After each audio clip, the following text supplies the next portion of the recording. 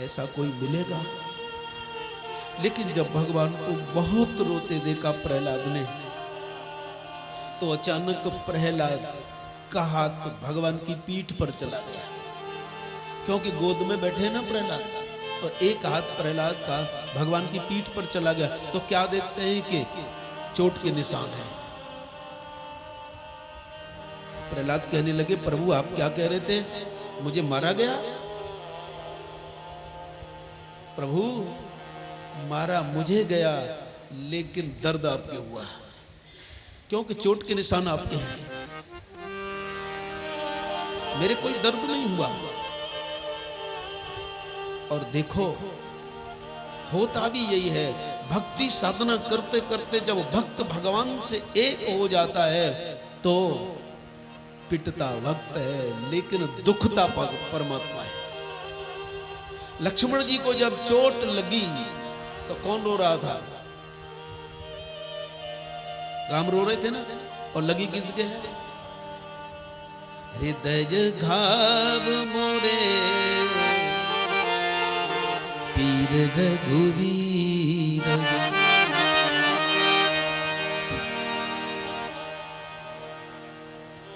प्रभु आपके चोट लगी है। बेटा मेरा दिल तब हल्का होगा, तू कुछ मांग ले।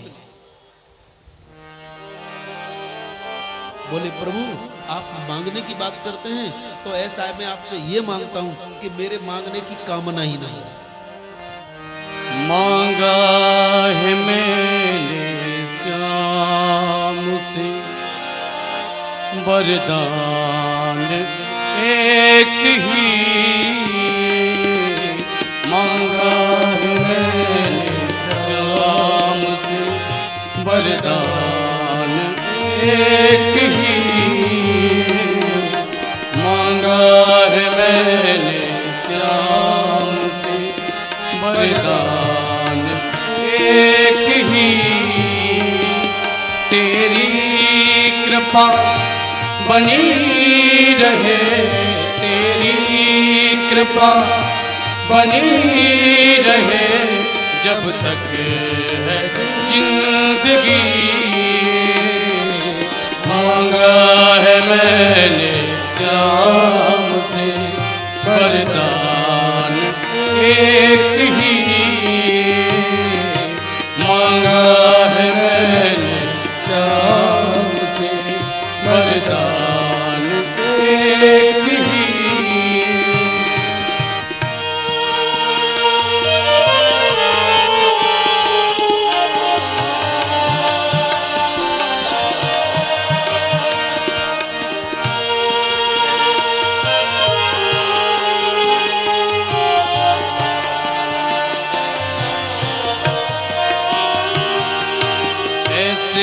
दयालु श्याम से रिश्ता बनाइए, ऐसे दयालु श्याम से रिश्ता बनाइए। मिलता रहेगा आपको जो कुछ भी चाहिए, मिलता रहेगा आपको जो कुछ भी चाहिए। ऐसा करिश्मा होगा जो, ऐसा करिश्मा होगा जो हुआ कभी नहीं। तेरी कृपा बनी रहे, तेरी कृपा बनी रहे, जब तक है जिंदगी। मांगा है मैंने श्याम से वरदान एक ही।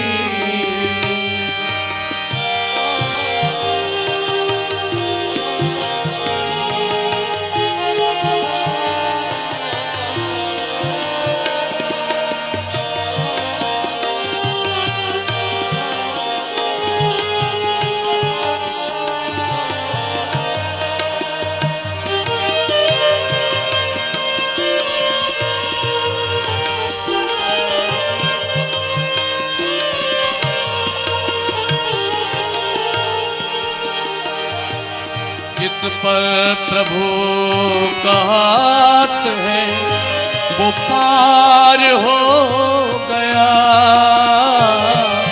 जिस पर प्रभु का हाथ है वो पार हो गया, जिसको भी शरण में आ गया उद्धार हो गया,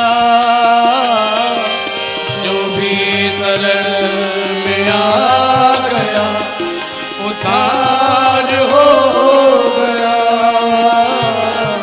जिसका भरोसा श्याम पर, जिसका भरोसा श्याम पर, दूजा कोई नहीं, तेरी कृपा बनी रहे, तेरी कृपा बनी रहे, जब तक है जिंदगी, मांगा है मैंने श्याम से वरदान एक ही, मांगा है मैंने श्याम से वरदान एक ही। हरि बोल।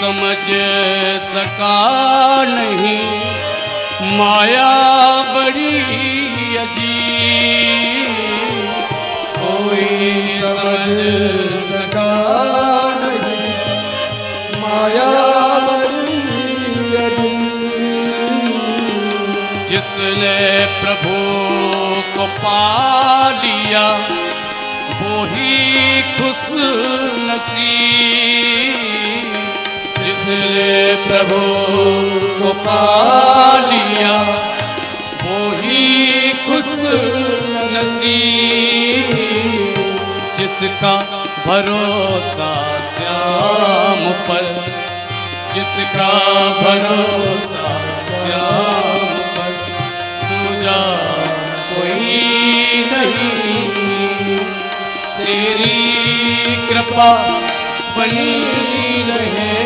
तेरी कृपा बनी रहे, जब तक है जिंदगी, मांगा है मैंने श्याम से वरदान एक ही, मांगा है मैंने श्याम से वरदान एक ही, श्याम से वरदान एक ही, तेरी कृपा बनी रहे, तेरी कृपा बनी रहे, तेरी कृपा बनी रहे, तेरी कृपा बनी रहे, जब तक है जिंदगी, जब तक है जिंदगी, जब तक है जिंदगी, तक है जिंदगी। इतना प्रलोभन दिया भगवान ने प्रहलाद को कि मांग मांग मांग, लेकिन नहीं मांगते। जब बार बार कहते हैं तो कहते हैं कि ठीक है, आप मांगने के लिए कहते हैं तो मांगने की मेरी कामना ना हो, लेकिन फिर भी आप दुखी हैं तो मैं इतना मांगता हूं कि मेरे पिताजी की दुर्गति न हो, वह सदगति को प्राप्त हो। भगवान कहते हैं पागल, तेरे जैसा बेटा जिन माता पिता का होता है उनकी तो दुर्गति होती ही नहीं है। तेरे जैसा भक्त जिसका बेटा हो कुलम पवित्रम जननी कृतार्था वसुंधरा पुण्यवती च तेन अपार संवित सुख सागरे स्मिन् लीनम परे ब्रह्मणि यस्य चित्तः। तेरे जैसा बेटा और पिता की दुर्गति, हे वत्स, असल में पुत्र होता ही वह है जो अपने पिता को नरक में जाने से बचा ले। मैं आश्वासन देता हूं कि तुम्हारी 21 पीढ़ी तक कोई बंधन नहीं होगा। तेरे पिता की तो बात क्या है, 7 पीढ़ी माता की कुल की, 7 पीढ़ी पिता के कुल की, और आगे की 7 की मैं बात करता हूं। 21 पीढ़ी तक बंधन नहीं होगा। आ मेरी गोद में तू बैठा है।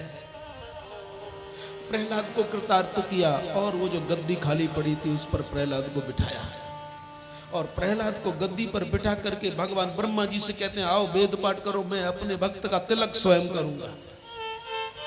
ब्रह्मा जी वेद पाठ करते हैं और प्रहलाद को तिलक करते हैं, और इसके बाद भगवान स्वयं अपनी वाणी से बोलते हैं, बोलो राजाधिराज प्रहलाद की जय, राजाधिराज प्रहलाद की जय, राजाधिराज प्रहलाद की जय। प्रहलाद राजा हो गए, छोटे से हैं लेकिन अब चौकीदारी कौन करेगा। तो जब राजा बन गए प्रहलाद, तो चतुर प्रहलाद विचार करते हैं कि कहीं ये तिलक करके चले न जाएं। तो प्रहलाद बोले कि अब मैं राजा हो गया। भगवान बोले हाँ आप राजा हैं। तो प्रहलाद ने कहा आप कौन हैं? तो हाथ जोड़कर भगवान बोले कि मैं तुम्हारी प्रजा हूं। तो प्रहलाद बोले तो बैठ जाओ यहां, क्योंकि राजा आज्ञा देता है, राजा आज्ञा देता है, आप बैठ जाओ। भगवान को वहां बैठना पड़ा। अब प्रहलाद कहते हैं जो जो मैं पूछूंगा तुम जवाब दोगे। तो प्रहलाद जो जो पूछते हैं भगवान को जवाब देना पड़ता, और वो नृसिंह पुराण बन जाता है। साहब नृसिंह पुराण बन गया। ये है भक्त और भगवान की बात। मेरे और मोहन की बातें मैं जानूं या वो जाने। समय पर समय बीता, समय पर समय बीता। प्रहलाद जी बड़े हुए, उनके बेटा विरोचन हुए, विरोचन के बलि हुए, और बलि ने शुक्राचार्य के अधीन रह करके बहुत बड़ा पराक्रम किया, देवताओं को हरा दिया। देवता हार गए, बहुत से मर गए। बलि राजा हैं, बहुत से देवता मारे गए। अब देवता मिलकर भगवान के पास जाते हैं कि प्रभु ये राक्षस लोग मर जाते हैं, दैत्य लोग मर जाते हैं, तो शुक्राचार्य जी संजीवनी विद्या से उन्हें जीवित कर देते हैं, और हम देवता मर जाते हैं तो आज तक कोई चीज ऐसी नहीं बनी कि उसे पी करके हम जीवित हो जाएं। ये नारायण भगवान से निवेदन किया देवताओं ने। तो भगवान ने कहा कोई बात नहीं, सागर का मंथन करो, अमृत निकलेगा, तुम पी लेना, फिर नहीं मरोगे, और मैं भी साथ में। और इसके लिए ऐसा करो, बलि को मना लो, क्योंकि अपना काम निकले तो शत्रु को भी मित्र बना लेते, ये राजनीति है। अरे यो भी संधेया, बलि से मित्रता कर लो। तो देवता गए बलि के सामने हाथ जोड़ करके, क्योंकि दैत्य बड़े हैं और देवता छोटे हैं। दिति के दैत्य हैं और अदिति के देवता हैं। देवताओं ने जाकर बलि को निवेदन किया कि हम आपसे मित्रता का हाथ बढ़ाते हैं। बोले ठीक है, अब क्या करना है? दोनों मिलकर सागर मंथन करो, अमृत निकलेगा। तैयारी हुई सागर मंथन की।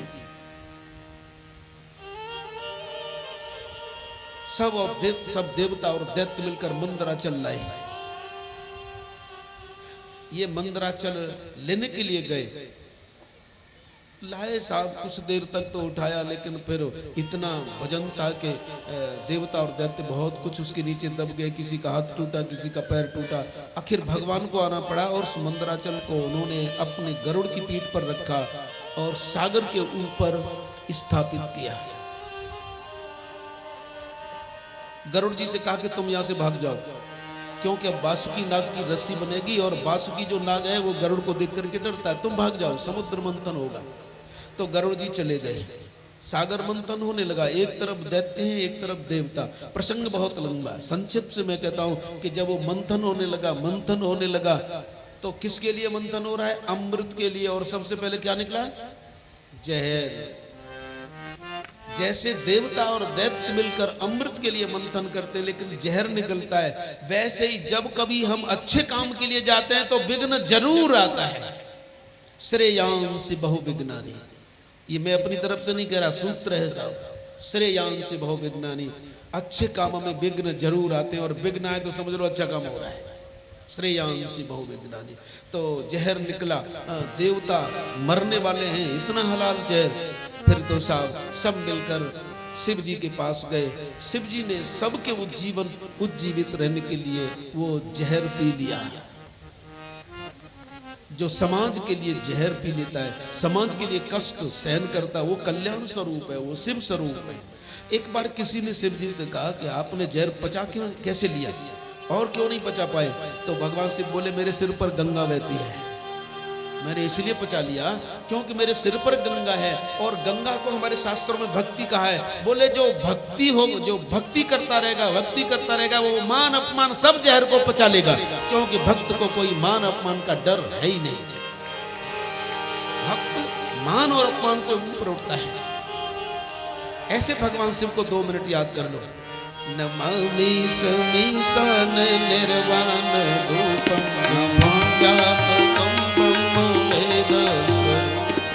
निजं निर्गुणं निर्विकल्पं निरीहं चिदाकाशं आकाशवासं भजेऽहं करालं महाकालं कृपालं गुणागार संसारपारं तुषाराद्रिसंकाशगौरं गभीरं मनोभूतकोटिप्रभासे शरीरं सुनन्मौलिकल्लोलिनी चारुगंगा लसद्वालबाले तु कंठे भुजंगा चलत्कुण्डलम्बुसुनेत्रं विशालं प्रसन्नाननं नीलकण्ठं दयालं मृगाधीशचर्माम्बरं मुण्डमालं प्रियं शङ्करं सर्वनाथं भजामि प्रचण्डं प्रकृष्टं प्रगल्भं परेशम् अखण्डं भगवानुकोटे प्रकाशं त्रयशूलनिर्मूलनं शूलपाणिं भजेऽहं भवानी भगवान् कलातीतकल्याणकल्पान्तकारी सदा सच्चिदानन्ददाता पुरारी चिदानन्दसन्दोहमोहापुरारी प्रसीद प्रसीद प्रभो मन्दतारी नियावनुमानाथ पादारविन्दं भजन्ति खलोके परे वरानना न तावत् सुखं शान्ति सन्तापनाशि प्रसीद प्रभो सर्वभूतानि न जानामि योगं जपं नैव पूजां नतोऽहं सदा सर्वदा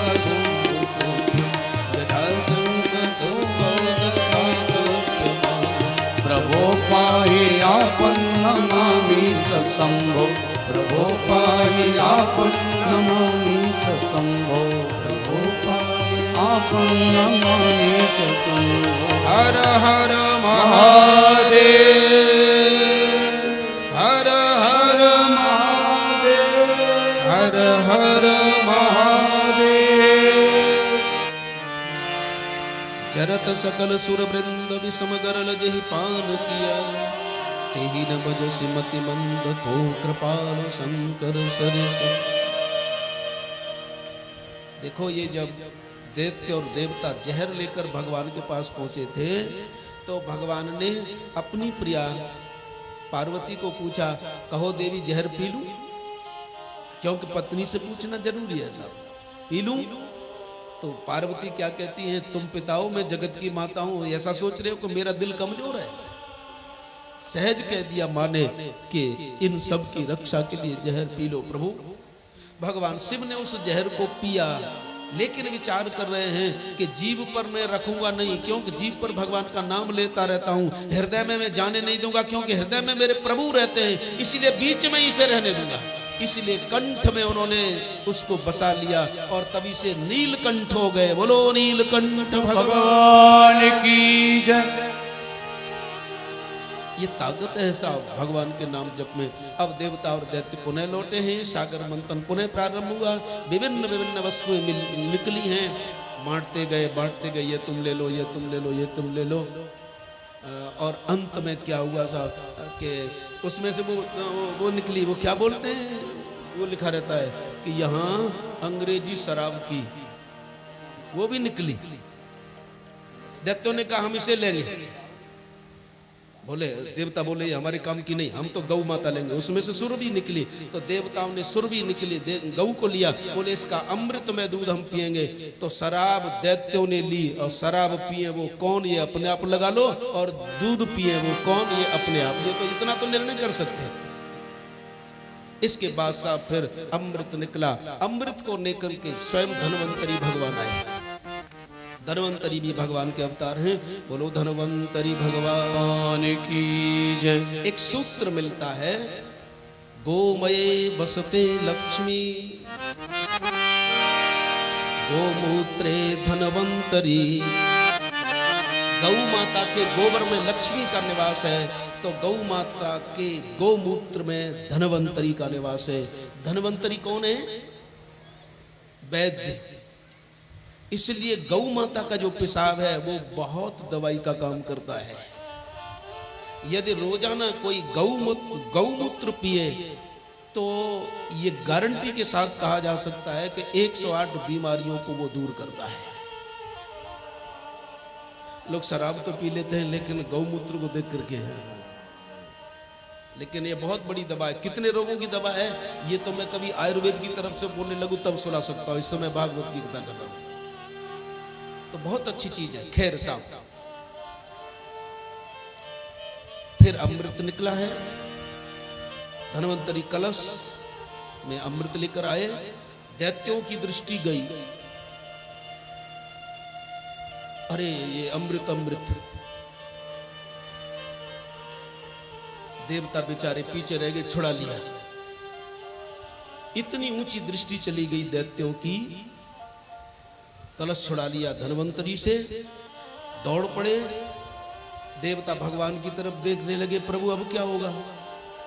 तो भगवान ने कहा कि तुमने मेरी तरफ देखा इसीलिए मैं रक्षा करूंगा। तो अब भगवान ने क्या किया? मोहिनी रूप धारण किया साहब, स्त्री बन गए। इस पट्टे को कुछ भी बनने में परेशानी नहीं। जब सुगर बन सकता है तो स्त्री बन सकता है कि नहीं हो सकता? सबसे पहले सुगर बना। ये ऐसा पट्टा है, इस पर कोई असर नहीं पड़ता। इससे रथ हकवा लो, ये नौकर बन जाए। अब सीधी सी बात है, जो सुगर बन सकता है वो सब कुछ बन सकता है। मोहिनी बन गए भगवान। नाथ जीव तब माया मोहा। जो दैत्य इधर दौड़ रहे हैं ना, तो सामने से आ गए 16 वर्ष की कन्या, बहुत सुंदर है, बहुत सुंदर है। गेंद को ऊपर उछालते आ रहे हैं, जीना जीना वस्त्र पहने हैं, हवा से उड़ जाता है। एक दैत्य ने कहा, अरे सुंदरी तुम कौन हो?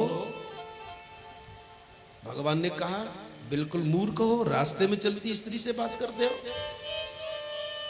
डांट दिया सा भगवान ने, रास्ते में चलती स्त्री से बात करते हो। ना ना, हम पूछ रहे थे। पूछ क्या रहे थे? कश्यप की संतान होते हुए तुम में इतनी तमीज नहीं है कि रास्ते में चलती स्त्री से बात करते हो? ऐसा है, हमें क्षमा करो। हम तो इसलिए पूछ रहे हैं कि हमारे हाथ में अमृत है, पीछे देवता हमारे पड़े हैं, इसलिए हम तुम्हें ये दे रहे हैं। तुम कैसे भी करो, जो करो सो। तो भगवान ने दोबारा फटकार लगाई, एक तो मूर्ख हो, तुम में ये कमी है कि रास्ते में चलती स्त्री से बात करते हो, तुम्हें तमीज नहीं है। और दूसरे कितने मूर्ख हो कि जान पहचान और मुझ स्त्री का तुम विश्वास करते हो।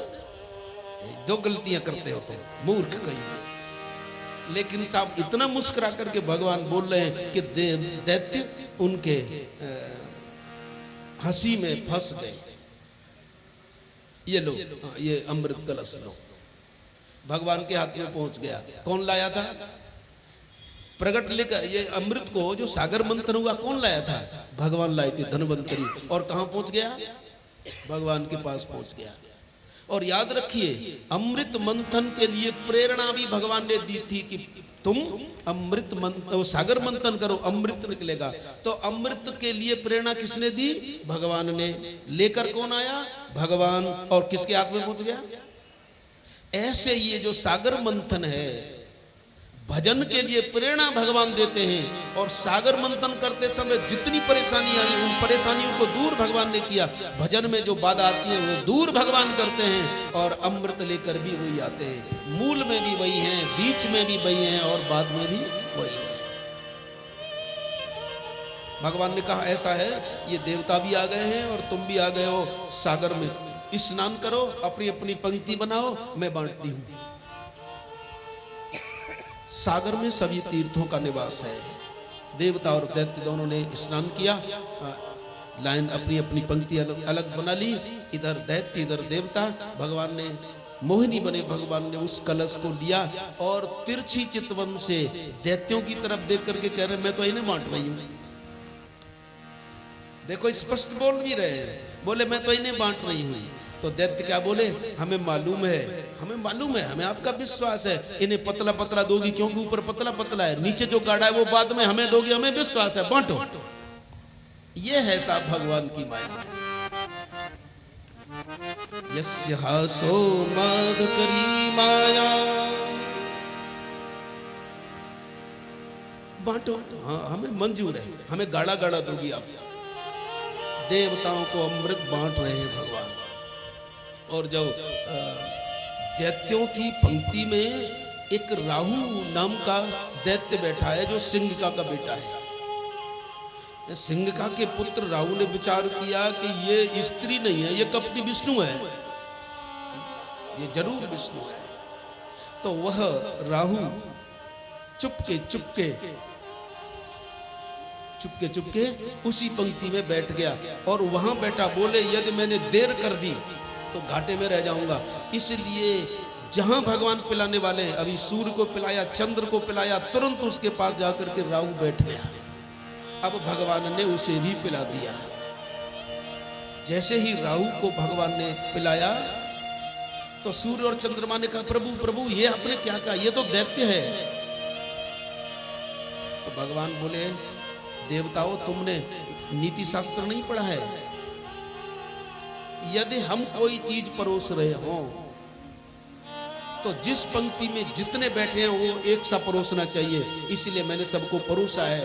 और यदि कोई पंक्ति भेद करता है, एक ही पंक्ति में बैठे हुए के साथ पक्षपात करता है, तो उसे ऐसा रोग होता है कि 6 महीने तक दस्त बंद नहीं होते, संग्रहणी का रोग हो जाता है। इसलिए कभी पंक्ति भेद मत करो, इसलिए मैंने तो पिला दिया।